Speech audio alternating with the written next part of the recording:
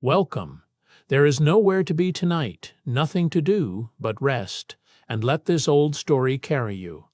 Breathe out, and let the day loosen its grip. Long before clocks and calendars as we know them, a village in India waited each year for the sky to change. The earth had grown hard and pale under months of relentless sun, cracked into a web of fine lines across the fields, as if the ground itself were thirsting for what was still to come. Elders gathered each evening to study the shape of the clouds above the village. They watched how high the wisps drifted, how their edges curled, and whether they thickened toward the western hills at dusk. A particular heaviness in the sky, a certain gray-blue tint along the horizon, was read as a quiet promise that rain was drawing near. Their knowledge passed from one generation to the next, spoken rather than written, gathered slowly, like the clouds themselves. A palm-leaf almanac called the Panchanga marked the days when rain was expected to arrive. Village astronomers and priests consulted it carefully, tracing lines of Sanskrit verse pressed into dried leaves bound with cord. The Panchanga tracked the moon, the stars, and the turning of the seasons, offering a date around which farmers could plan their sowing. Its pages, brittle and smoke, darkened from years near cooking fires, were handled with quiet reverence. Farmers watched the ants near the granary walls for signs. The rains were close.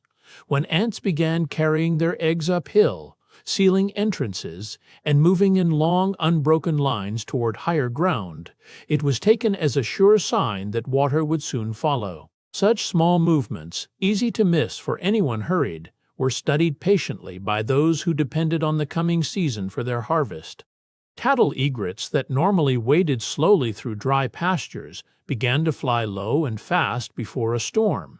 Villagers noticed flocks shifting direction suddenly, wheeling together toward the trees, as if sensing pressure changing in the air long before any cloud had darkened.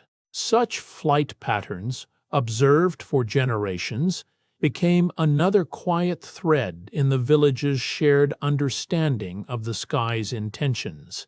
The call of the cool bird echoed through mango groves as the heat reached its peak.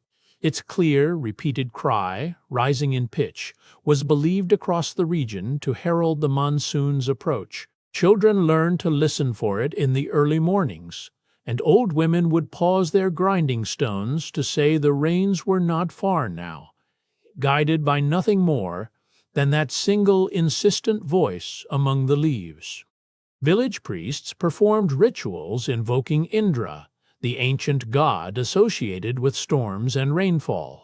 Offerings of ghee, rice, and flowers were placed before a small shrine near the fields, while chanted verses asked for rain that would be neither too little nor too violent. These ceremonies, held at the edge of the village where the land met open sky, were said to have been practiced in much the same form for many centuries. Inside the village temple, special prayers were offered to Varuna, the old god of waters and the ocean depths. Oil lamps were lit in rows along the temple's stone floor, their flames trembling slightly with each breath of warm evening air. Priests recited verses believed to calm the waters and ensure the rains would nourish rather than destroy, a balance the whole village hoped for as the season approached. Before the first clouds gathered, families opened their grain stores to check for cracks or gaps where damp air might creep in. Clay jars and woven baskets holding rice, millet, and lentils were inspected one by one, their lids sealed with mixtures of mud and cow dung to keep moisture out. A single unsealed jar could spoil an entire season's saved harvest, so the work was done with unhurried care. Village wells were cleaned and desilted in the weeks before the rains began. Men lowered themselves down with rope and wooden buckets, clearing away the mud, leaves, and stones that had settled during the dry months. Fresh water, once the rains came, needed clear channels to gather and stay pure, and the wells stood ready, their stone rims worn smooth by generations of hands drawing water before them. Let your breath grow long and unhurried in this hour when even the fields lie still. Breathe in slowly and let the exhale stretch a little further than before. Feel your shoulders loosen with each breath released, sinking deeper into the place where you rest. There is only the breath now, one wave following another, carrying you further from the noise of the day. Stay in that easy rhythm and let it carry you toward sleep. A wooden plow, pulled from its resting place beneath the eaves, was checked over before the sowing season.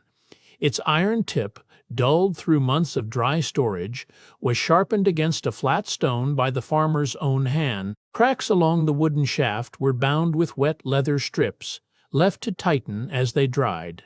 Every plow in the village bore the marks of seasons before it, handles worn smooth by grandfathers who had once gripped the same wood. Fresh straw was gathered from the last dry harvest and bundled into tight sheaves for the roof. Men climbed onto ladders made of bamboo, lifting the old brittle thatch away in armfuls. New layers were laid in overlapping rows, each bound with twisted rope to hold against wind and water. By the time the work was finished, whole rooftops across the village had changed color, pale gold against the darker mud walls below. Mud walls, cracked by months of dry heat, were coated again with a fresh mixture of clay, cow dung, and chopped straw. Women worked the paste between their palms before smoothing it across the wall's surface with flat wooden tools. The new plaster dried to a pale brown, sealing every crack where rain might otherwise seep through. Houses built this way had stood for generations, patched and repatched each year before the rains returned. Bullocks were led to the village pond and washed with buckets of water, their hides scrubbed clean of dust from the dry months. Farmers checked their hooves for cracks and rubbed mustard oil into stiff joints before the heavy work of plowing began. Extra fodder, saved through the summer, was set aside to strengthen the animals for the weeks ahead. A well-fed bullock, farmers said, could mean the difference between a full field and an empty one. Seeds saved from the previous harvest were brought out from their clay storage jars and spread across woven mats to be examined. Farmers sorted through them by hand, discarding any that looked shriveled, discolored, or too light in weight. Only the fullest, heaviest grains were kept aside for planting, chosen through a method passed down without written instruction. This careful selection, repeated every year, shaped the character of the crop long before a single seed touched the soil. A small ceremony was held before the first seeds went into the ground, led by a village elder at the edge of the fields. Seeds were placed in a shallow basket beside turmeric, vermilion, and a few grains of uncooked rice. Verses were spoken, asking for a fair season and a full harvest, while the farmer touched the basket to his forehead. Only after this blessing were the seeds considered ready to be scattered into the waiting soil. The scent of neem blossoms drifted through the village air in the days just before the rains arrived. Small white flowers covered the trees lining the paths, their bitter-sweet fragrance mixing with the dust kicked up by passing carts. Villagers came to know this smell as a marker of the changing season, more reliable in its way than any calendar. Children gathered fallen blossoms beneath the trees, though the flowers themselves were left mostly to the wind. First raindrops struck the parched earth with a faint hiss, releasing a scent that seemed to rise from the ground itself. Dry soil, baked for months under a relentless sun, gave off an earthy smell that villagers had no single word for, only recognition. Old women stepped outside just to breathe it in, standing barefoot on the cooling ground. That smell, carried on damp air, told the whole village that the season had truly begun. Villagers rushed outdoors when the first real shower broke over the fields, leaving pots and half-finished chores behind. Men who had been mending tools in the shade stepped into the open, letting water run down their bare shoulders. Women lifted their faces upward, laughing among themselves at how quickly the dust had turned to mud. For a few minutes, no work mattered more than simply standing beneath the sky and feeling the rain arrive. Small bare feet slapped through puddles as the village children abandoned every chore at once. Boys chased each other around the courtyard, arms flung wide to catch the falling water. Girls spun in circles until their wet clothes clung, and their laughter rose above the drumming rain.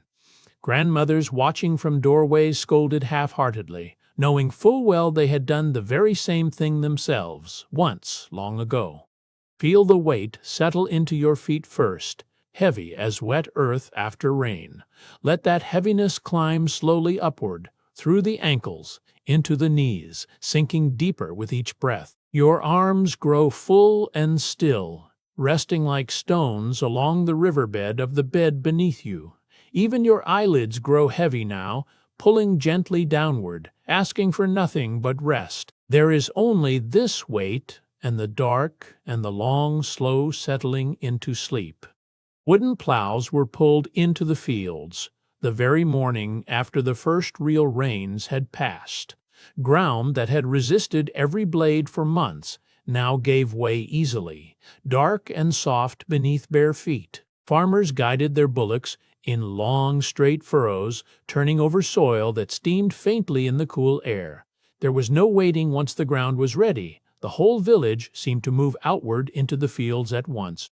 Low-lying fields near the village were deliberately flooded once the plow work was done. Small earthen bunds held back water diverted from ponds and channels, turning dry land into shining sheets of brown water. This flooding softened the ground further and prepared it for the delicate work still to come. Reflections of the gray sky lay flat and still across each newly formed field, broken only by the footprints of the men who walked its edges. Rows of women moved through the flooded paddies, bent low with bundles of green rice seedlings in hand. Their saris were tied high above the knee, feet sinking into cool mud with every step forward. Each seedling was pressed into the soft earth with practiced fingers, spaced by feel rather than measurement. Their voices carried across the water in call and response songs, keeping rhythm for hands too busy to pause. No single family transplanted an entire field alone. The work simply required too many hands. Neighbors moved from plot to plot in turn, finishing one household's fields before moving to the next. This exchange of labor asked for nothing more than the promise that help would be returned when needed. By evening, tired workers shared a simple meal together, the fields behind them, a little greener than they had been at dawn. Ponds that had sat dry and cracked for months slowly filled, and with them came the frogs. Their calls rose each evening in overlapping waves, a chorus that seemed to grow louder as the water deepened. Villagers hardly noticed the sound anymore by the second week of rain, so completely had it folded into the background of ordinary nights. Even so, an unusually silent evening would draw a passing remark, as though something in the world had gone briefly out of balance. Peacocks were often the first creatures to sense a storm building on the horizon. Long before thunder reached the village, the birds would spread their tails and call out in sharp, repeated cries from the fields or rooftops. Farmers watching this display took it as a reliable warning, often heading indoors well before the first drops fell. The birds' display, striking and unmistakable, needed no explanation beyond what the sky itself would soon confirm. Fireflies rose in far greater numbers once the rains had properly set in, drifting low over damp grass and hedgerows at dusk. Children would chase after them along the edges of the fields, cupping their hands in hope of catching a brief spark of light. Elders paid the insects little mind, having watched the same drifting glow appear every year of their lives. Against the deepening blue of evening, the small lights blinked on and off like something borrowed from the stars.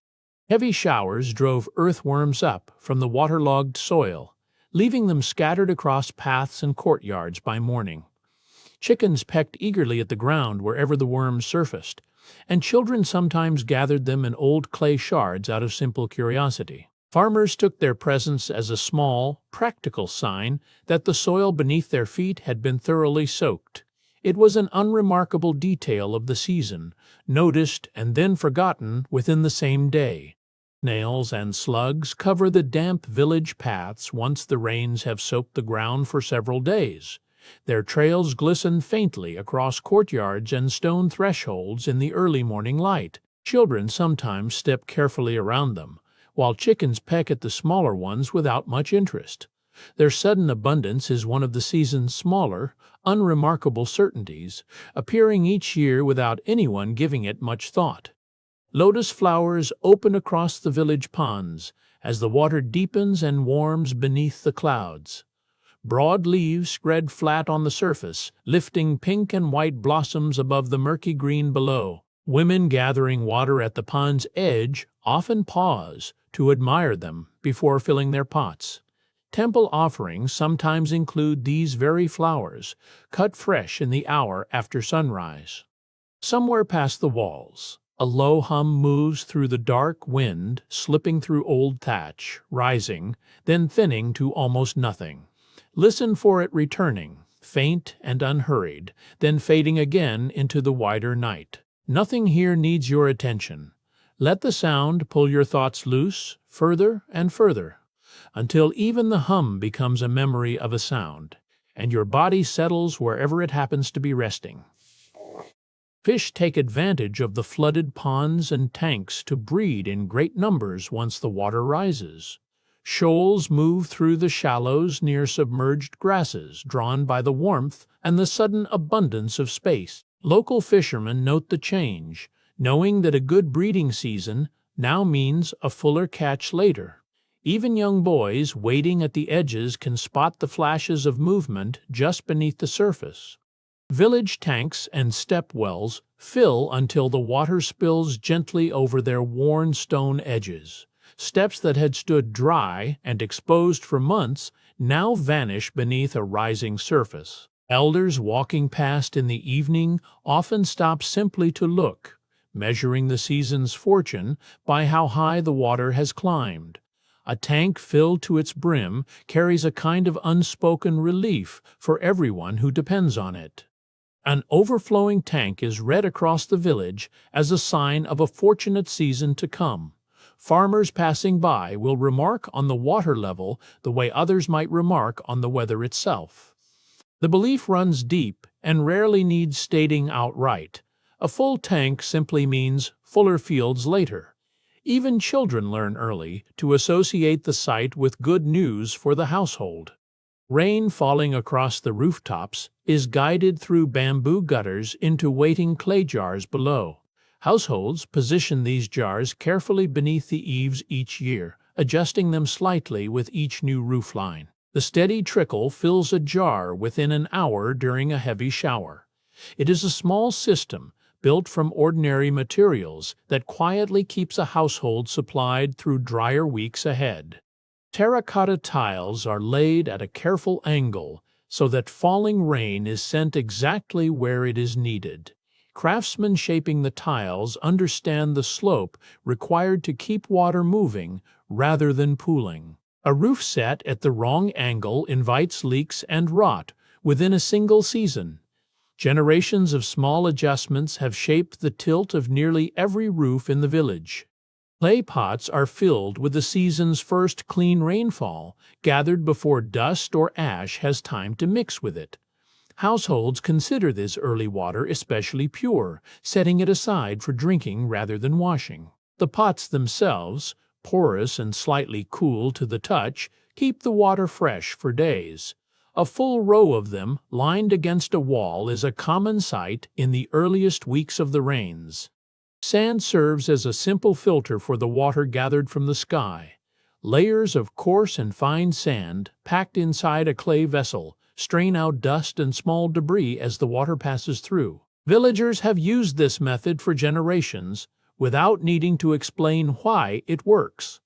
By the time the water reaches the storage jar below, it runs noticeably clear. The cacha roads that link village to village lose their firmness once the rains settle in. Bare earth, packed hard through the dry months, turns into thick, clinging mud within days. Cartwheels sink deep, and footsteps leave pools that stay long after the walker has passed. Travel between hamlets slows to a careful, deliberate pace, measured in mud rather than distance. A loaded bullock cart, wheels half buried, sits motionless in the middle of a village lane. The animals strain forward, hooves slipping in the soft ground, while the driver calls out steady commands. Such stalling happens often enough that neighbors barely pause their own errands to notice. It is simply part of what the season asks of every cart that must move through it. Long bamboo poles are kept near every household precisely for moments like this. Men gather at the sunken wheel, wedging the poles beneath the axle and heaving together in rhythm. The mud gives way slowly, releasing the cart with a low, sucking sound.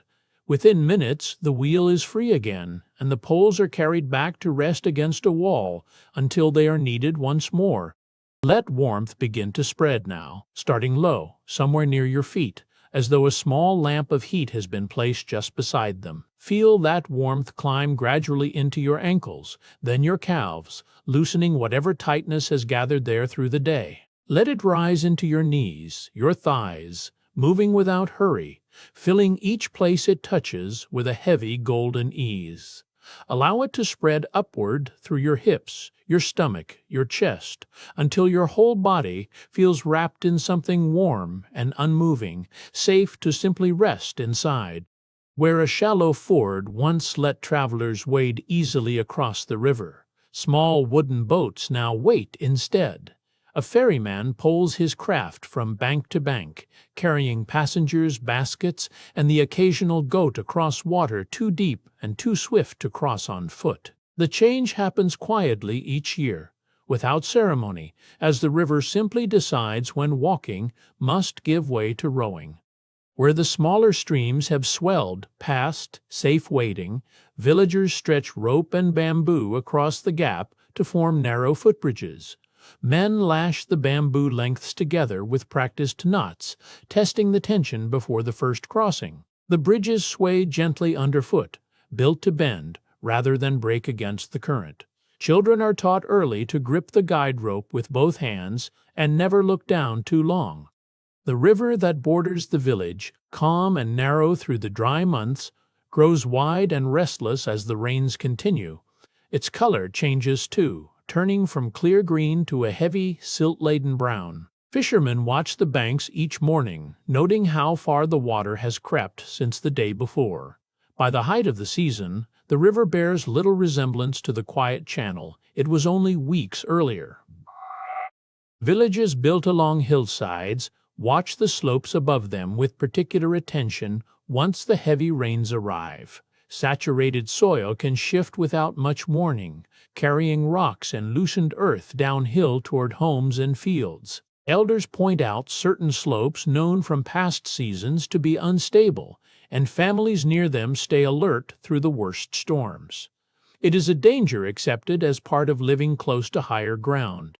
Fields sitting low near the riverbank are bordered with raised earthen embankments, built up season after season by hand. These low walls of packed soil hold back the rising water long enough to protect the young crops within. Farmers reinforce weak sections after each storm, adding fresh earth where the rain has worn the bank thin. A well-kept embankment can mean the difference between a flooded field and a saved harvest. In villages known to flood most seasons, a portion of the grain harvest is always carried up to higher ground before the rains peak. Elevated storehouses, raised on wooden stilts or built on a hillside shelf, hold this reserve untouched unless true need arises. Families understand this grain as a quiet insurance against the worst weeks of flooding. It waits there, dry and undisturbed, long after the fields below have gone under water. Flocks of migratory water birds begin appearing on village ponds soon after the rains take hold.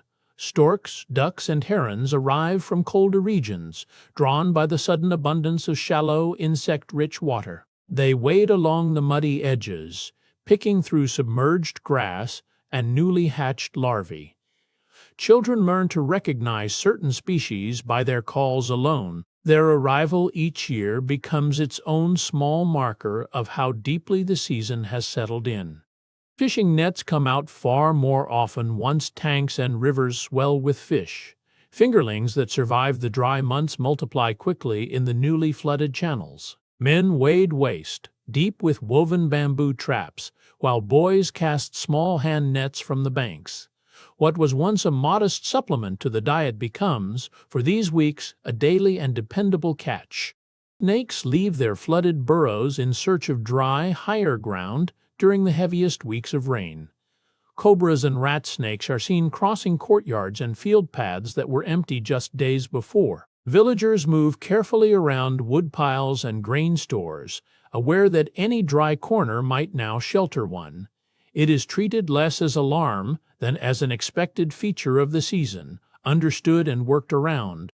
The festival of Nag Panchami arrives each year to honor these very creatures displaced by the flooding. Falling in the bright half of the monsoon month, it turns an ordinary hazard of the season into a day of reverence. Carved stone or clay figures of snakes are placed at household thresholds and near field boundaries. Farmers pause their work to mark it, treating the snake as protector of the grain rather than threat to the household. Somewhere in a dim room, a single ember sits low in the hearth, its glow shrinking by fractions. No one can quite see happen. It does not go out all at once. It simply loses its brightness, one shade at a time, the way a held breath loses its urgency once released. Let your own thoughts dim in the same unhurried way. There is no need to follow any of them to their end tonight. On Nag Panchami morning, villagers pour fresh milk before the carved snake idols set near their doorways. Women arrive first, bringing small clay bowls, turmeric, and rice grains as offerings. The milk pools around the stone figures and slowly sinks into the packed earth beneath them. Elders explain the gesture as one of gratitude, a way of asking the creatures displaced by flooding to bring no harm to the household in return. Raksha Bandhan falls squarely within the wet season, rain often threading through its rituals without disrupting them. Sisters tie a thread called a rakli around their brothers' wrists, a gesture of protection exchanged between siblings. Sweets are shared afterward, made in kitchens where the humidity has already changed how dough behaves. Even under a gray, dripping sky, the courtyard gathering carries on much as it always has. Guru Purnama's full moon rises through monsoon clouds, breaking through only in patches on a clear night.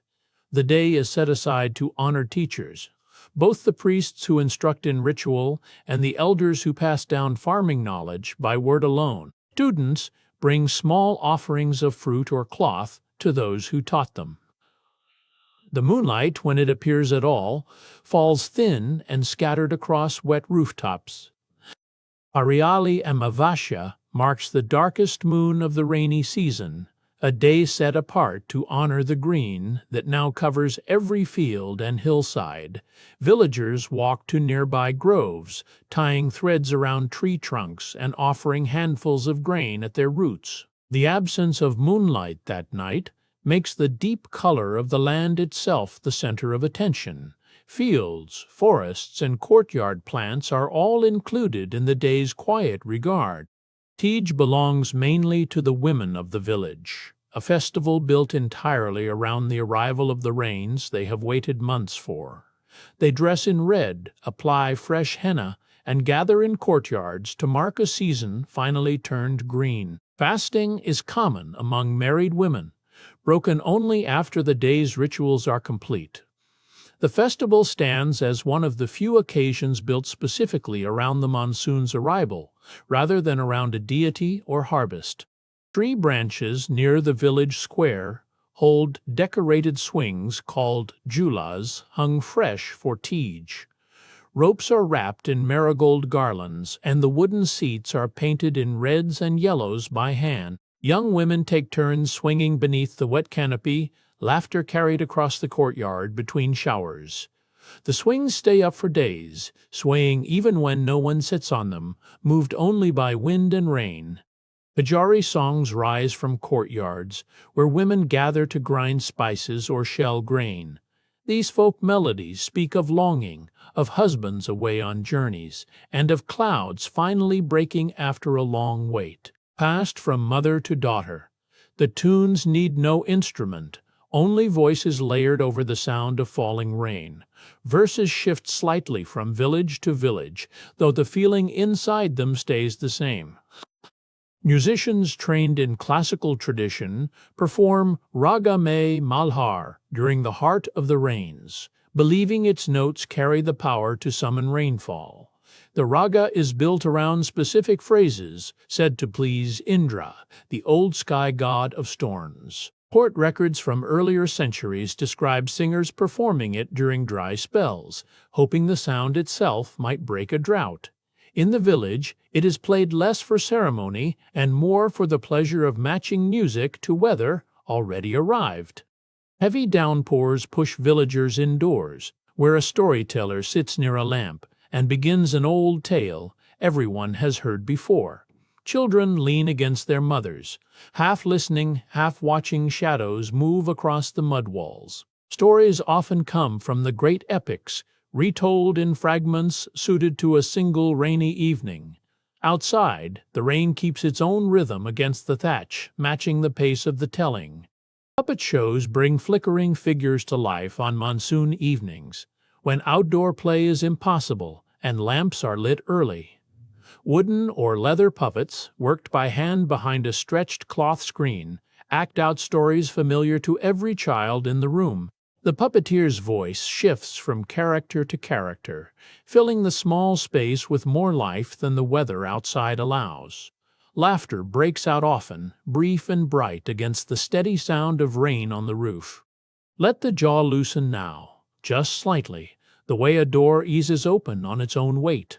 The muscles around the eyes stop holding their shape, and the eyelids grow heavier than they have felt all day. Behind closed eyes there is only a soft, dark, wide, and shapeless, asking nothing of you. Let your face rest the way still water rests, without effort, without expression, simply settled where it lies. Mango season closes just as the first heavy rains begin. The last fruits gathered before the trees are left to the weather. Baskets that were once piled high in the market thin out within days, replaced by other offerings suited to the wet months ahead. Villagers who dried mango slices earlier in the summer now rely on those stores, laid out on rooftops back when the sun still held. The overlap between the two seasons lasts only a short stretch, gone almost as soon as it arrives. Jackfruit trees, heavy through the rainy months, drop their fruit onto damp ground with a weight that can be heard from a distance. Villagers cut the thick rinds open with oiled hands, since the sap resists water and clings stubbornly to skin. The flesh inside is shared widely, cooked into curries, or eaten raw depending on how ripe it has grown. Few trees produce as generously during this season, making jackfruit one of the monsoon's most dependable foods. Corn roasted directly over open flame becomes a familiar comfort during the wetter weeks, sold from small fires kept burning under makeshift cover. Villagers turn the cobs by hand, letting the kernels char slightly before rubbing them with salt, lime, and sometimes chili. The smell drifts through narrow lanes on evenings too wet for outdoor gathering elsewhere. Eaten hot, straight from the fire, it offers a small warmth against the damp air settling in from the fields. Pakoras, vegetables dipped in spiced batter and fried until golden, become a near-daily habit once the rains settle in for good. Onion, potato, or spinach are the usual fillings, chosen because they are cheap and always on hand during the wet months. The frying oil crackles loudly enough to be heard over rainfall, a small competing sound from inside the kitchen. Served hot with tea, the snack fits naturally into afternoons, too wet for outdoor work. Leafy greens crowd the market stalls once the rains take hold. Spinach and amaranth and mustard leaves piled in baskets still beaded with moisture. These vegetables grow fastest in the wet months, drawing on rainfall that other crops cannot yet use. Vendors bundle them with twine cut from banana fiber, selling them before the day's heat can wilt what the night's rain had freshened. For many households, greens become the backbone of meals until the grain harvest returns months later. Ayurvedic teaching sets aside the rainy months as Varsha Ritu, a season believed to weaken the body's digestive fire. Physicians trained in the old texts advise warm, lightly oiled foods, favoring cooked grains over raw vegetables during these weeks. Ginger, cumin, and asafoetida appear often in household cooking, chosen for their believed effect on digestion in damp air. Village healers who studied under local teachers passed these seasonal rules down without ever writing them formally into books. Turmeric, ground fine and stored in clay jars, serves as more than a coloring for food during the wet season. Households apply a turmeric paste to small cuts and insect bites, trusting its long-held reputation for keeping wounds clean in humid air. Mothers rub it onto children's scraped knees after play in the flooded lanes outside. The practice has no written origin, passed instead through generations of hands that simply repeated what worked before them. Neem leaves, gathered from branches near the village well, are burned in small clay dishes to keep insects from gathering indoors during the wettest weeks. The smoke carries a bitter resinous smell through open doorways, thickest in the evenings when mosquitoes rise from standing water. Households place the smoldering leaves near sleeping mats, a habit repeated nightly until the rains begin to thin. Elders speak of the smell as inseparable from the season itself. Drinking water drawn from wells or rain barrels is boiled over open flame before it reaches the household jars, a habit sharpened during the wettest months. Villagers know, without needing to be told, that floodwater carries illness along with silt.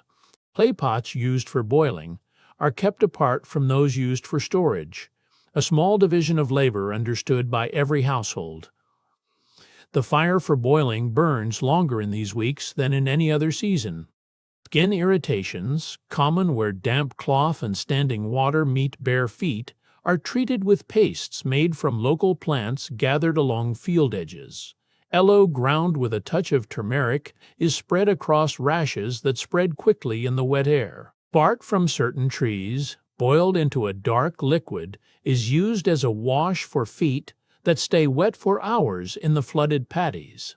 These remedies travel by memory, taught by mothers to daughters long before any physician arrives. Let your breath find its own slow measure now, without any need to guide it. Notice how the exhale grows longer than the inhale, how the body settles a little further each time the air leaves you. There is no rhythm to chase, only the one already moving through you, unhurried and complete on its own.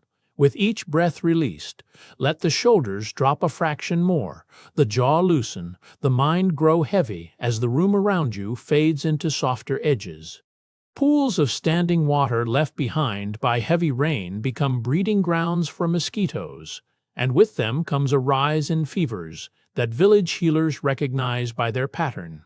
Malaria is not named in the old records the way it would be later, but its cycles of chills and heat were written about by physicians long before the cause was understood. Villages near stagnant tanks or blocked drains see more cases than those with running streams nearby.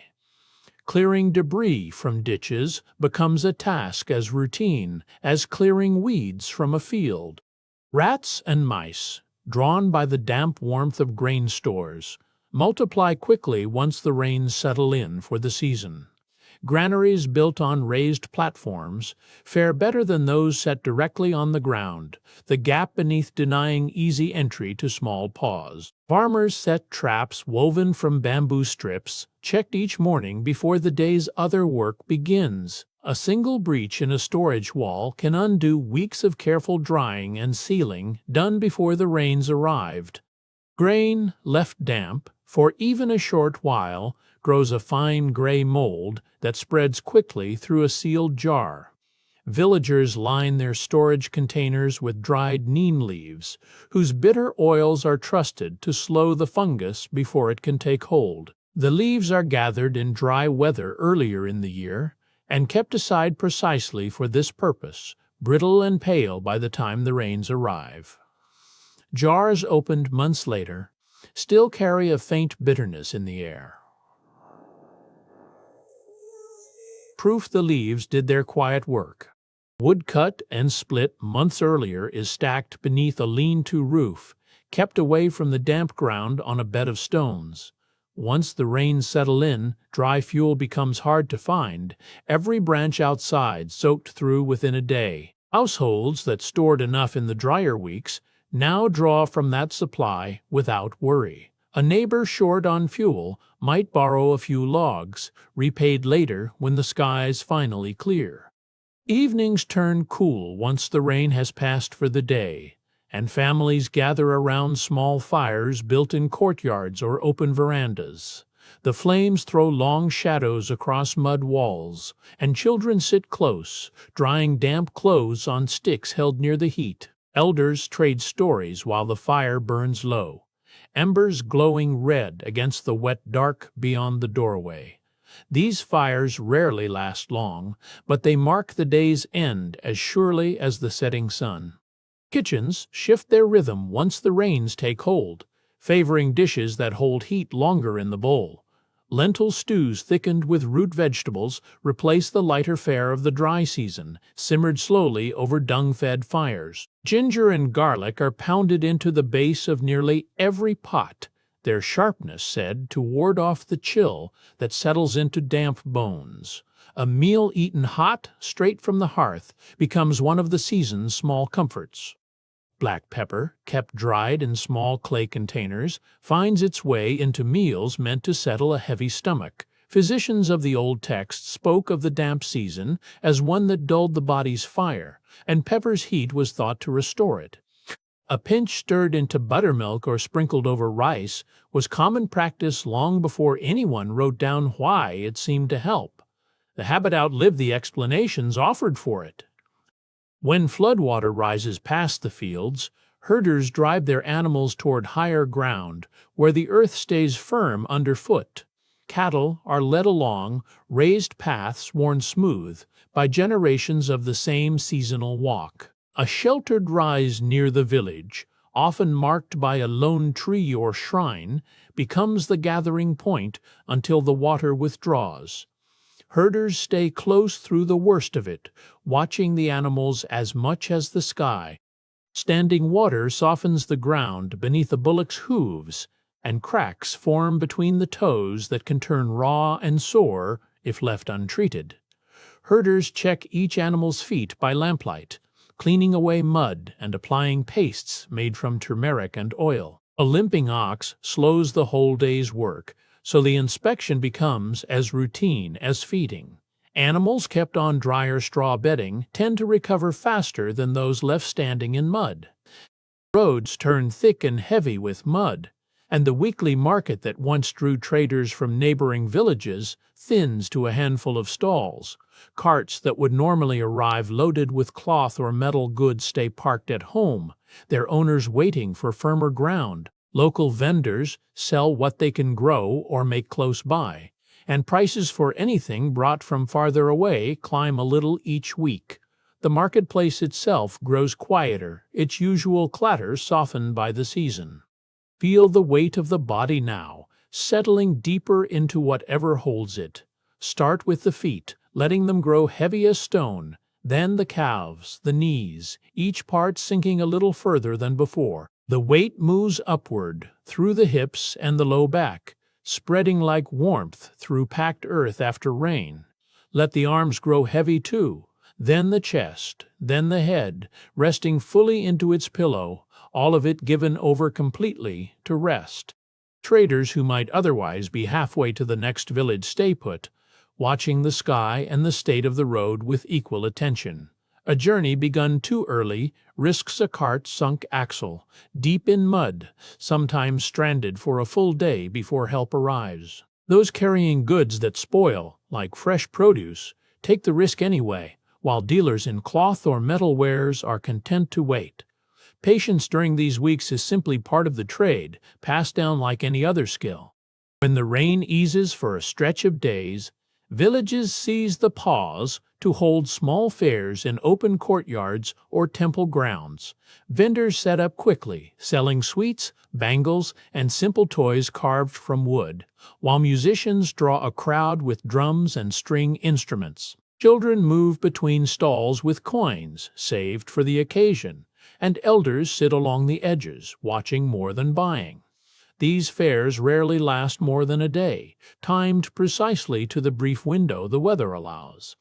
Puddles that gather along the village paths become small worlds for children waiting out the rain. A cluster of boys crouches at the edge of one, sending a broad leaf spinning across its surface, betting on which way the wind will carry it. Sticks become boats, stones become islands, and the shallow water holds their attention for hours at a stretch. Mothers calling from doorways are answered slowly, if at all, until the game runs its course. In the flooded courtyard of a farmhouse, a child folds a scrap of paper into a shape meant to catch the wind. Set upon the shallow standing water, it drifts from one end of the yard to the other, nudged along by faint gusts and the tilt of the ground beneath the surface. Older children sometimes race 2 or 3 of these paper toys at once, calling out encouragement as they wobble past a marked stone. The game ends only when the paper grows too heavy with water to float.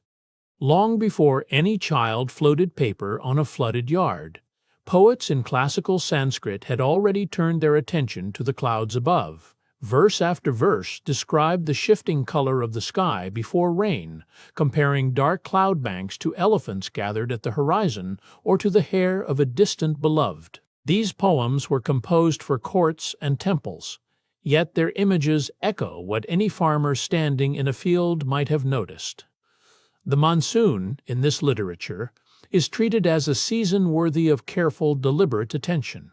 Kalidasa, a poet whose exact dates remain uncertain to historians, wrote a work known as the Meghaduta, in which a cloud is asked to carry a message across the length of India. The cloud travels over mountains, rivers, and cities, and the poem lingers on each landscape it passes as though the journey itself mattered more than the errand. Readers across many centuries have followed this same imagined route, page by page, as the cloud drifts north with its burden of longing and rain. The poem never names the cloud's exact path with certainty, and scholars still trace its geography with care. A text called the Ritusamhara moves through the year season by season, giving each one its own mood and cast of details. Summer is described through heat and stillness, winter through frost and short days, and the rains are given their own extended treatment, full of swollen rivers and darkened skies. The authorship of this text is debated among scholars, though it has long been attributed to Kalidasa alongside his other works. Whoever wrote it clearly spent long hours simply watching the sky change. In these old texts, the rainy season is given a formal name of its own, Varsha Ritu. Set apart from the 5 or 6 other seasons, the year was traditionally divided into. This naming was not a casual habit, but part of a wider effort to understand time as something structured, with each stretch of weeks carrying its own character and its own demands. Farmers, poets, and priests alike would have recognized the term, even if their reasons for using it differed. The season, once named, became something that could be discussed, planned around, and remembered from year to year. Certain villagers, often older men with an interest in the sky, kept informal watch over rainfall as the season unfolded. Using simple clay vessels set out in open ground, they noted how quickly water gathered after each storm, comparing one week's totals against another's. These were not formal instruments in any scientific sense, but the habit of measuring gave a rough shape to what might otherwise have felt unpredictable. Over years of watching, certain men became known in their village as reliable readers of the coming weeks. Without any written record beyond memory itself, Elders passed down knowledge of past rainy seasons through spoken almanacs, recited from one year to the next. A grandmother might recall the season when the river rose higher than any living person remembered, or the year the rains came late and the rice suffered for it. These recitations were kept alive through repetition at gatherings, weddings, and evening fires, carried forward by voice alone. Entire generations of rainfall history existed nowhere but in the memory of a few trusted speakers. Listen for a moment to whatever sound sits furthest from you right now, a hum through the walls, wind against a window, the settling creak of an old house cooling. Let it arrive fully, without reaching for it, and then let it drift back out again on its own. There is no need to name it or follow it anywhere. It comes, it stays a while, it fades, the same way rain arrives on a roof, and then simply stops, leaving only the memory of its sound. By the middle weeks of the rainy season, the village river reaches the highest mark it will see all year. Water that once ran clear over shallow stones now moves in a wide, brown, unbroken sheet, pressing close against the roots of the trees along its banks. Boats that carry goods and passengers in drier months now navigate with far greater caution, keeping to what channels remain familiar. Villagers who have watched this river their whole lives can name, almost to the week, when this peak will come and go. Floodwater retreating across the paddies leaves behind more than mud. Fine silt, carried down from hillsides and riverbanks, settles into the fields in a thin, dark layer. Farmers know this deposit as a kind of quiet payment for the season's trouble. Since it carries minerals the soil had long since given up. Rice planted in silt-fed ground often grows taller and greener than in an ordinary year. Weeds take advantage of the same rain that feeds the rice. Within days of a heavy shower, thin green shoots crowd the spaces between planted rows, competing for the same water and light. Left alone, they choke a paddy's growth within weeks. Farmers walk the flooded rows almost daily, pulling weeds by hand before they take hold. A simple wooden weeder, little more than a curved blade fixed to a short handle, does most of this work. Farmers drag it through the shallow mud between rows, loosening weeds without disturbing the young rice stems. The tool leaves faint parallel grooves across the paddy floor, visible only until the next rain smooths them away. Generations of hands have worn its handle to a dark, familiar polish. Legume plants, sown along the borders of the rice fields, do a quieter kind of work underground. Their roots draw nitrogen from the air and pass it into the soil, replenishing what the rice has drawn out. Farmers rotate these plantings without needing to understand the chemistry behind them, following only what generations of trial had shown to work. A field that rests under legumes one season often yields more rice the next. No field is asked to grow the same crop year after year. Rice gives way to lentils, lentils to millet, in a slow rotation stretched across seasons rather than months. This pattern, unwritten but strictly followed, keeps the soil from wearing thin under constant demand. Elders who have farmed the same plots for decades can describe, without hesitation, exactly what grew there 5 years before. Neem oil, pressed from the bitter seeds of the neem tree, is brushed or sprayed across young crops as protection against insects. Its sharp scent lingers on leaves long after application, discouraging pests without poisoning the soil beneath. Farmers prepare it themselves, crushing seeds and steeping them in water before straining the mixture through cloth. The practice predates any written record of why it works, though its results were never in doubt to those who used it. When pests do appear in force, no single household fights them alone. Neighbors share information about which fields show early signs of infestation, warning one another before the damage spreads. Some villages organize collective days of inspection, walking field to field together. This shared vigilance, more than any single remedy, has long kept isolated outbreaks from becoming village-wide losses. Water fetching, A daily task in any season requires careful coordination once the rains set in. Women arrange informal schedules among themselves, deciding who draws from the well or stream at which hour, avoiding the crowding that heavy rains would otherwise cause. Clay pots are carried on the hip or balanced on the head, filled at streams swollen far beyond their dry season width. Conversation exchanged at the water's edge often carries news faster than any messenger could. Streams fed by the rains become the village laundry, as well as its water source. Women gather along the banks in small groups, beating cloth against flat stones and rinsing it in the moving current. What once required a trip to a distant river now happens close to home, thanks to water the monsoon has brought to every doorstep. Wet cloth, spread across bushes and low walls to dry, marks these banks in bright patches of color between showers.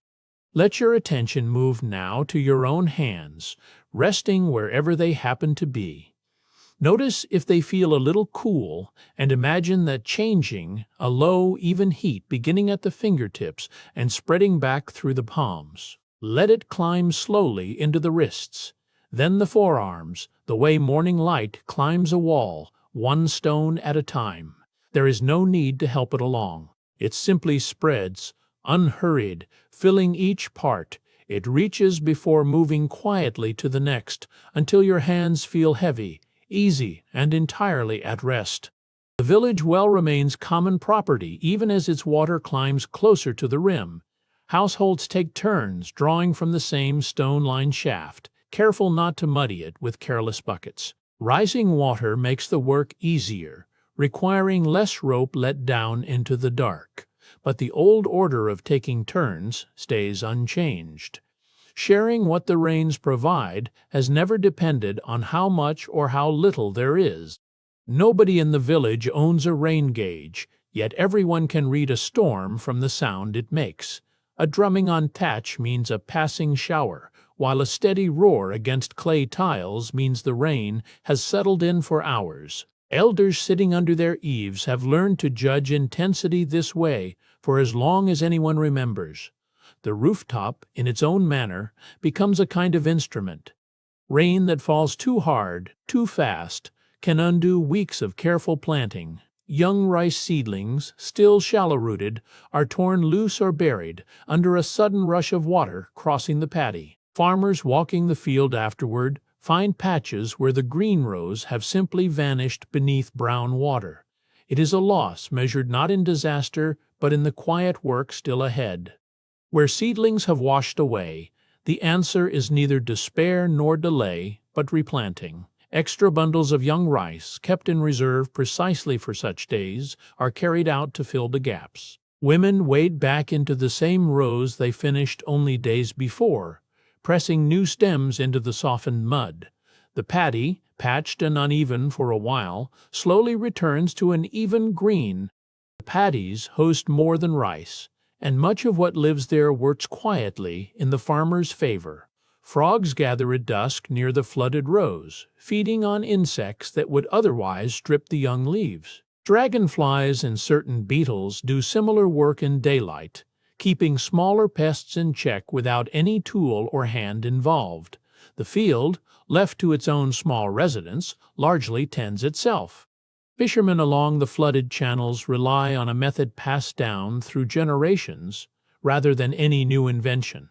Long woven traps, shaped from split bamboo into a narrow funnel, are set where the current runs strongest between fields. Fish swim in easily but find no way back out, caught by the trap's own simple shape. By morning, a modest catch waits inside, enough for a household's meal. For a few days each year, the bullocks that pull the plow become the center of village attention rather than its labor. During the Pola festival, they are bathed, their horns painted, and garlands hung around their necks before they are paraded through the lanes. Farmers walk beside them rather than behind them, a rare reversal of their usual working posture. The animals that make the sowing possible are for this one occasion simply honored. When rivers and tanks swell to their fullest, the village's young people find their own use for all that water. Swimming races are organized between neighboring hamlets, contestants cutting across the current toward a marked tree or a floating post. Elders gather at the bank to watch, calling out encouragement rather than instruction. It is one of the few contests where the flood itself becomes the playing field. Loud claps of thunder and sudden flashes across the sky rarely go unexplained in the village.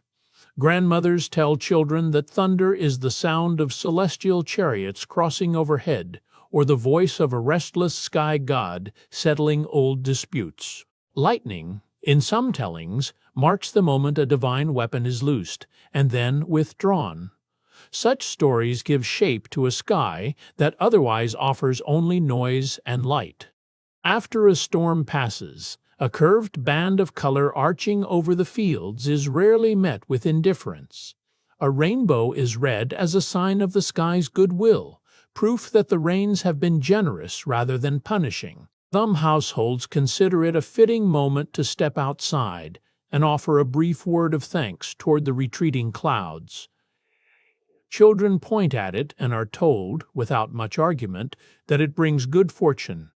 A single oil lamp burns low in a corner of the sleeping room, its flame drawing thinner with each passing hour. Watch it shrink to a small orange point, no larger than a coin, still giving off its last warmth. Let your shoulders sink the way that flame sinks, without effort, without resistance. There is only the dim glow and the slow fold of night around it. Rest now as the light rests. Tall trees standing alone in open fields earn a wide berth once thunder begins to roll. Villagers steer clear of solitary banyans and tamarind trees during storms, remembering past strikes that split trunks or scorched bark. Shelter is sought instead, beneath low roofs or inside mud-walled homes, however humble. A field's tallest tree, admired all season for its shade, becomes the one thing to avoid when lightning threatens. Once the worst of a storm passes, the temple bell begins to sound across the village. Its low bronze tone travels over wet rooftops, letting scattered households know that the danger has eased. Priests ring it themselves, timing the peal to the retreating thunder rather than to any fixed hour. Children listening from doorways learn to read that sound as a kind of all clear, older than any spoken word. After the heaviest rains of the season have passed, households carry small portions of grain to the household shrine. Rice, millet, or wheat is placed in brass bowls before clay images of local deities, a gesture of thanks for water that filled the tanks without destroying the fields. Priests may bless the offering before it is later cooked and shared. The grain given away is often less than a handful, yet the gesture carries the weight of the whole season's relief.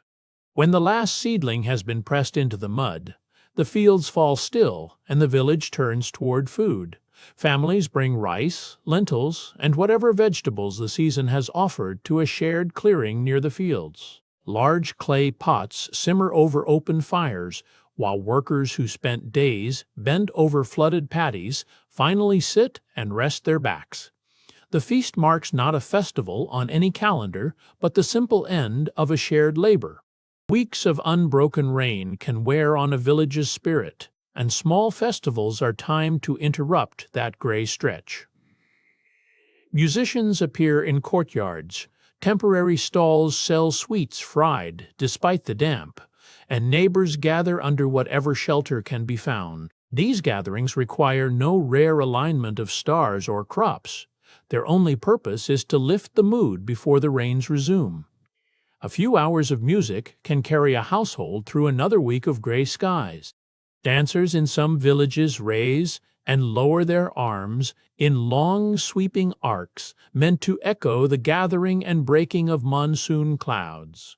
Footwork quickens to suggest a sudden downpour, then slows to mimic drizzle fading into stillness. These dances are passed from mother to daughter without written notation, learned by watching bodies move to the rhythm of drums. In this way, the shape of the season itself becomes something the body can remember. Months of damp air leave their mark on iron, and the village blacksmith's forge stays busy through the wet season. Plowshares, sickles, and axe heads arrive pitted with rust, their edges dulled by weeks of moisture in the air. The smith heats each tool until it glows, hammering away corrosion before returning a sharpened edge to its owner. Sparks scatter briefly in the dim workshop, one of the few bright lights in a season otherwise soaked in gray. Small wooden boats used for river crossings need constant attention once the water rises. Boatmen apply a mixture of natural resin and plant fibers along the seams between planks, sealing gaps that widen as wood swells and shrinks with the weather. The work is done on the riverbank. Boats turned upside down like resting animals, while the resin is worked in by hand. A well-sealed boat can mean the difference between a dry crossing and a soaked one. Stone markers set into the riverbank over generations carry faint lines, scratched to record how high the water climbed in a particular season. Villagers walk down after the peak of the rains to compare this year's waterline against the marks left by grandparents and great-grandparents. Some lines sit high on the stone, memories of floods that reached the fields. Others rest low, recalling drier years. The stone becomes a kind of memory the river cannot erase. Elders gather beneath the wide roof of the council hall, seated in a loose circle on woven mats. They speak of collapsed walls, of fields still underwater, of which households lost the most to the rising river. A tally is kept on a palm leaf sheet, marked with a stylus by the eldest scribe present. Decisions here move at the pace of conversation, not command, and no one leaves until every voice has spoken. Let your jaw loosen now, the way a held breath finally lets go. Feel the small muscles around your eyes. Stop trying to hold anything open. Behind your closed lids there is only a soft, shifting dark, warm as the inside of a cupped hand. Let your face forget the shape it has carried all day, smoothing into something closer to rest, closer to sleep.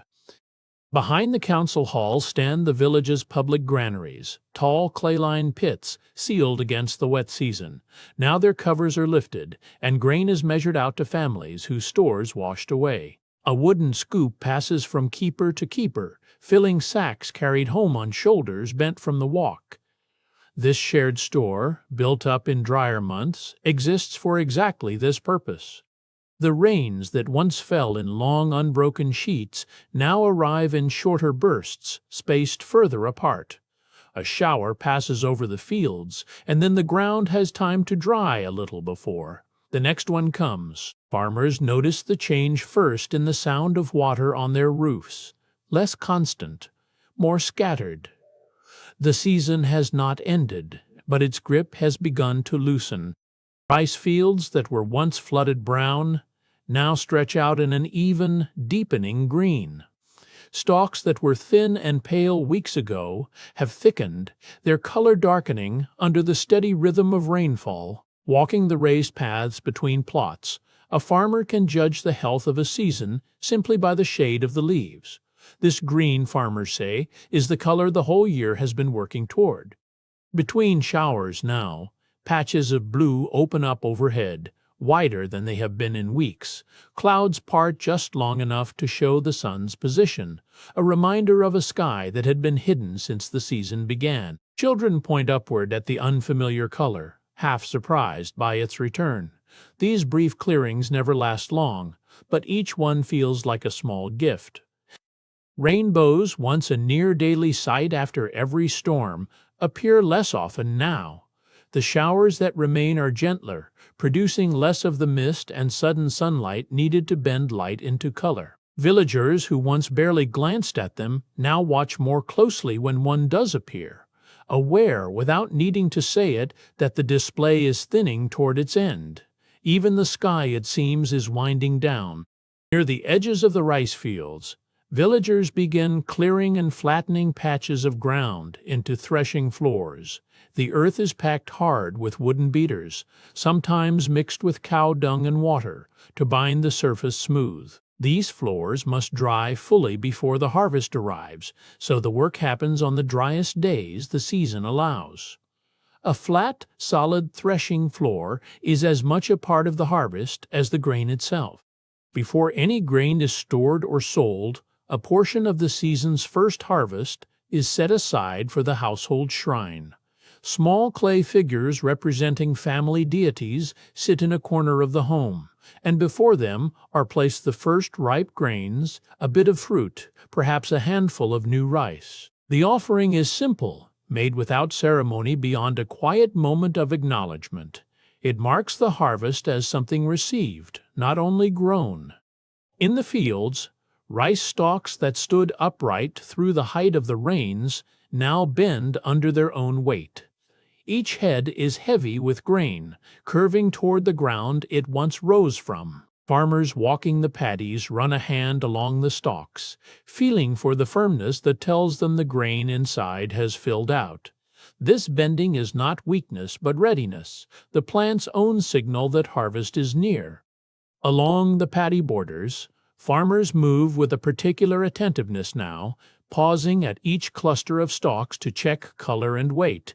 A field ready for cutting turns from deep green to a pale gold, the change spreading unevenly across the plot. They pinch a few grains between thumb and finger, testing for the dry snap that says the harvest window has opened. No single day marks readiness. It arrives gradually, one section of field at a time. Tall wooden frames, strung with rags and bells, appear along the field edges, meant to startle any bird bold enough to land among the ripening grain. Children are sometimes given the task of watching from a raised platform, pulling a rope that jerks the frame and sends a clatter across the field. Crows and sparrows learn to wait for the moments no one is watching. The grain, so heavy and exposed now, needs this small daily vigilance until it is finally cut. Let your breath find its own slow rhythm now, without any need to guide it. Notice the pause that sits quietly at the end of each exhale. That small stillness before the next breath begins on its own. There is no reason to hurry it, no reason to deepen it, only to let each breath be a little longer leaving than arriving. Let your shoulders sink a little further with each release, the body settling like grain resting in an open jar. Mornings arrive with a new sharpness in the air, a coolness that was absent through the wettest weeks. Villagers step outside to find the ground dry underfoot where puddles once stood, and breath sometimes shows faintly in the early light. The change happens gradually day by day, so that no one remembers exactly when the heavy warmth of the rains gave way to this crisper hour before sunrise. Blankets, folded away since early summer, come back out at night. Down at the riverbank, the water line that climbed so high during the season's peak now creeps steadily backward. Sandbars, once submerged, reappear along the edges, dark and glistening before the sun dries them pale. Boatmen notice the current losing its earlier force, the crossing growing calmer each week. Children measure the retreat by the stone markers, and old tree roots the river slowly gives back. Where the floodwaters have pulled back, a fine layer of dark silt remains spread across the fields, like a second soil laid over the first.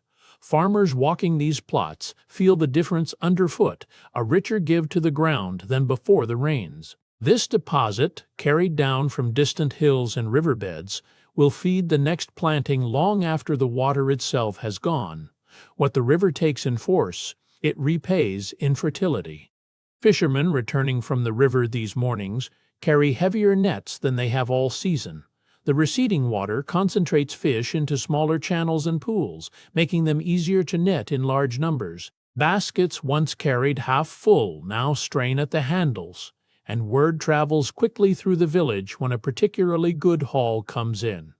It is, by long-held local knowledge, the best fishing of the entire year.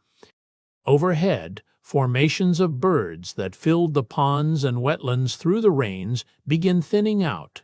Ducks and waders that arrived with the monsoon lift off in small groups, circling once before heading toward distant skies. Their calls grow fainter through the week as fewer remain each morning. The ponds, so crowded with wings not long ago, grow steadily emptier and quieter. The lanes that swallowed cart wheels and slowed every errand for months now firm up underfoot. Sun and steady wind draw the moisture out of the packed earth, turning deep ruts into hardened grooves, and finally into solid, walkable ground. Villagers test the surface with a boot before committing a full cartload to it. Within days, the difference is unmistakable, mud giving way to dust once more. With the lanes firm again, bullock carts reappear on the paths in greater numbers, wheels turning steadily where they once sank and stuck. Drivers who spent the season on foot or waiting indoors now load carts with grain sacks, firewood, and jars for the market road. The familiar creak of wooden axles returns to the village soundscape, a small sign that the season's grip on daily movement has finally loosened. Merchants who waited out the wet months on distant roads begin arriving again, their carts loaded with cloth, salt, and metal tools carried from towns beyond the district. Dust rises behind their wheels instead of mud. Villagers recognize familiar faces and familiar goods, greeting the return of trade with quiet relief. For months, the village depended on what it grew and stored. Now, wider commerce threads its way back through the gates. Stalls that stood half-empty through the rains now fill with a broader spread of goods. Dried fish sit beside fresh vegetables, spools of cotton thread near stacked earthen pots, and small bundles of spices brought from far markets. Vendors call out prices in the old rhythm, unhurried but full again. The marketplace, quiet and thin for so long, hums once more with the ordinary business of buying and selling. Out in the paddies, the long-tended rice crop is ready to leave the ground. Farmers walk the rows with curved sickles, cutting stalks close to the soil in steady, practiced strokes. The seedlings transplanted by hand months earlier, when the fields lay flooded, have grown heavy and golden. Cutting begins at first light, while the air is still cool and the stalks hold less moisture from the sun. Let the weight of the evening settle into you now, beginning at your feet. Feel them grow heavy against the sheets, as if the day's walking has finally been set down. That heaviness rises slowly into the ankles, then the calves, each part sinking a little deeper into stillness. Let it climb into your knees, your thighs, your hips, until the lower half of your body feels like it has become part of the bed itself, resting without effort. Harvest work draws whole households into the fields together. Grandparents who can no longer bend for long stretches still come to carry water or mind the youngest children at the field's edge. Parents cut and gather, older children bundle, and even small hands help pile loose stalks. The work stretches across days, but shared among many, it moves at a pace no single family could manage alone. Once cut, the stalks are gathered into loose bundles, tied with twisted straw rope. Workers lift them onto their shoulders or load them onto simple wooden carts, carrying them along worn field paths toward a cleared patch of packed earth. This threshing floor, flattened and swept clean before the harvest began, waits at the edge of the village. Bundle after bundle arrives there through the day, stacking higher as the fields empty behind them. On the threshing floor, the grain is separated from the stalk.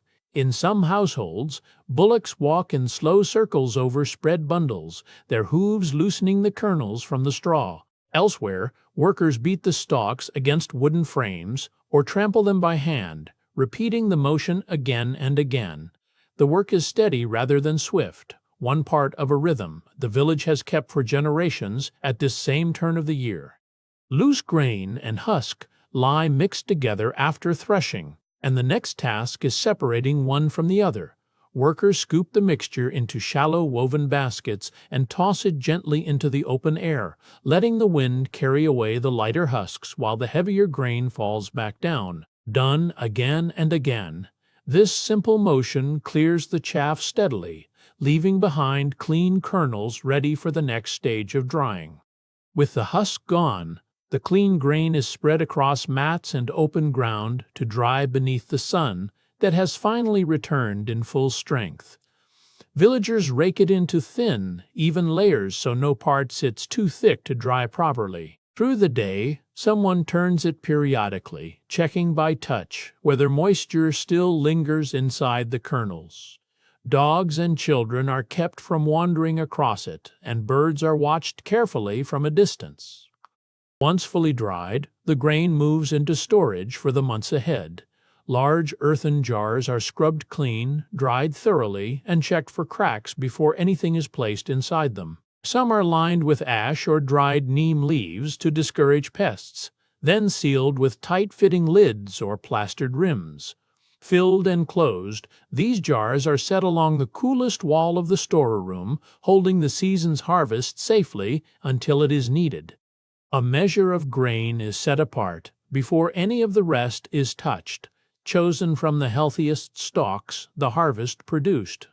This portion is not eaten, not sold, not ground into flour. It is kept whole, dried with extra care, and stored separately from the household supply. Next year's sowing depends entirely on what is set aside now, and every family understands this without needing to be told twice. At the village temple, offerings mark a season that has ended well. Priests light rows of small clay lamps and arrange fruit, rice, and flowers before the shrine, giving thanks for rain that came, fields that filled, and grain that was gathered without great loss. Bells are rung, verses recited, and the smoke of incense drifts upward through the temple doorway into the cooling evening air. When the fields lie bare and the grain is stored, the whole village gathers to eat together. Long mats are spread across a courtyard, and food passes from house to house, each family contributing what it can. There is rice from the new harvest, vegetables from kitchen gardens, and sweets kept for this single occasion. The meal marks not a beginning, but a completion, the closing of a long shared labor. From the season's first rice, sweets are prepared in kitchens across the village. Grains are pounded into flour, mixed with jaggery, and shaped by hand before being steamed or lightly fried. The scent fills small mud kitchens long before the sweets are finished, drawing children near the doorway to wait. Each household follows its own small variation, passed down without ever being written on paper. Somewhere beyond the walls, a low hum rises and falls, carried on air that no longer feels heavy. It might be wind moving through unseen branches, or a house settling quietly into the coolness of night. The sound arrives without hurry and fades the same way, asking nothing of anyone who hears it. Let your breath follow that same slow arrival and retreat, drawing in gently, releasing further each time, as the sound grows fainter and further away. Certain years leave behind more than grain. They leave behind songs. When rainfall has been generous and the harvest full, village singers compose verses recalling the exact turn the rains came, the sound of the first shower, the swelling of the river. These songs are sung again at festivals for years afterward, carrying details a written record might have lost. A good monsoon, once sung about, is rarely forgotten by those who lived through it. Sitting near the threshing floor or by the well, elders measure this year's rains against those they remember from decades past. One recalls a season when the river nearly reached the temple steps. Another remembers a year so dry that wells were rationed by the cupful. Without calendars or written charts, memory itself becomes the record, passed along in comparisons rather than numbers, each retelling adding another season to the village's long unwritten history. As the rains loosen their hold, thoughts turn toward the charade season, when skies clear and nights grow crisp. Fields once thick with mud begin to firm underfoot, and the air carries a different scent, drier and cooler than before. Villagers speak of preparing courtyards and gathering firewood, sensing the shift not by any calendar mark, but by the simple feel of morning air against the skin. With the rains withdrawing, preparations begin for Navratri, the 9 nights honoring the goddess. Courtyards are swept clean, small clay lamps are readied, and old cloth is set aside for new. The timing is no accident, for the festival has long followed the monsoon's retreat, marking a turn from wet fields to clearer skies, from labor in the mud to gathering under open, drying courtyards. Before winter settles in, there is work still to be done on the houses themselves. Cracked mud walls are replastered, loosened roof thatch is replaced, and door frames swollen by damp are planed back into shape. Men climb onto roofs to check for weak spots the rains have left behind, while others mix fresh mud and straw in shallow pits nearby. The village repairs itself quietly, the same way it has after every rainy season before this one. Roof thatching gets its last inspection now that the heaviest rains have passed. Men climb up once more, testing bundles by hand, replacing straw that sagged or thinned under months of downpour. Weak patches near the ridge are woven tight with fresh reeds, and loose binding cords are retied. It is modest work, done without ceremony, yet it closes the season the same way it opened months before, with careful attention to the roof overhead. The village well becomes a gathering point again, this time for measurement rather than washing. A knotted rope or a marked pole is lowered until it touches water, and the depth is compared against last year's mark scratched into the stone rim. A high level draws quiet nods. A lower one brings murmured concern about the months ahead. The well, filled or lacking, tells the season's final verdict before anyone speaks it aloud. Farmers walk their fields with this year's rainfall fresh in mind, deciding what the next cycle should hold. A season of steady rain might mean more paddy sown next year. A season of scarcity turns thoughts toward hardier grains that ask less of the sky. Seeds are sorted accordingly, some set aside for planting, others saved only for eating. Nothing is written down, yet the decision shapes months not yet arrived.